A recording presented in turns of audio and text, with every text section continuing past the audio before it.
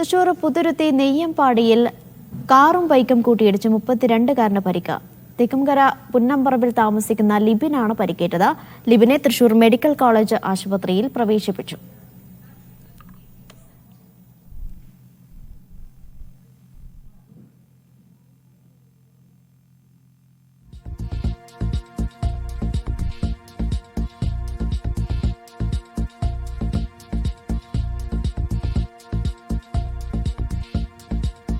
നടരാജ പരശുറാം വിവരങ്ങൾ നൽകാനായി ചേരുന്നുണ്ട്. നടരാജ, എന്താണ് സംഭവിച്ചത്?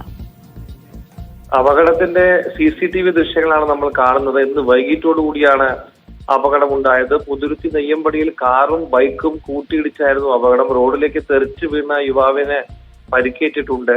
ആര്യമ്പാടം ഭാഗത്ത് നിന്ന് മങ്ങാട് ഭാഗത്തേക്ക് സഞ്ചരിക്കുകയായിരുന്ന ഇരുചക്ര വാഹനം മറ്റൊരു വാഹനത്തെ മറികടക്കാൻ വേണ്ടി ശ്രമിക്കുന്നതിനിടയിലാണ് എതിർദിശയിൽ നിന്ന് വന്ന കാറുമായി കൂട്ടിയിടിച്ചത്.